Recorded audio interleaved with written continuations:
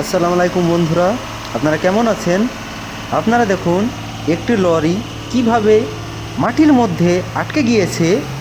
লরিটি দেখুন সামনেকার চাকাটা কতখানা ঢুকে গিয়েছে মাটির ভিতরে, অর্ধেকেরও বেশি আটকে গিয়েছে।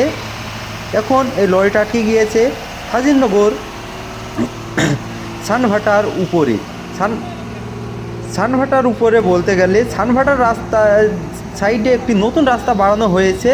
সেই রাস্তায় এই ড্রাইভারটা ইটসহ গাড়ি নামিয়ে দিয়েছিল ভুলবশত, এমনি বুঝতে পারেননি, সেই কারণে বৈকাল 4টের সময় গাড়িটা এখানে ফেসে গিয়েছে। তার পরিবর্তে গাড়ির ভিতরে 4000-এর কাছে ইট লোড ছিল। সেই ইটগুলো নামিয়ে আবার জিসিবি এনে চেষ্টা করা হচ্ছে উঠানোর, কারণ এর আগে যখন লরিটা একা চেষ্টা করে সিট থাকাকালীন তখন লরিটা ফেসে গিয়েছিল। পুনরায় অন্য সাইড দিয়ে জিসিবিটা আনা হলো। এখন দেখুন জিসিবিটা কিভাবে লরিটাকে তুলবে। সামনে একটা দড়ি বাঁধা আছে, এই দড়িটা দিয়ে লরিটাকে টানা হচ্ছে। দেখুন আপনারা ভিডিওটা, লরিটা তুলতে পারবে কি আপনারা কমেন্ট করে বলুন।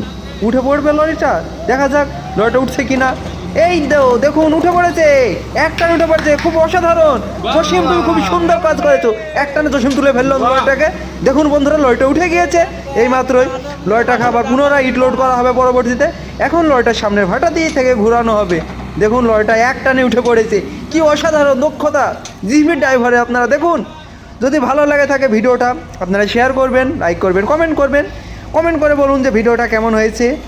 আপনাদের কমেন্টের অপেক্ষায় থাকলাম। আপনার ভিডিওটা লাস্ট পর্যন্ত দেখুন, দেখে বলুন যে কেমন হয়েছে। আপনারা ভিডিও দেখতে থাকুন। আজকের মতো ভিডিওটা এখানেই শেষ হয়ে এলো।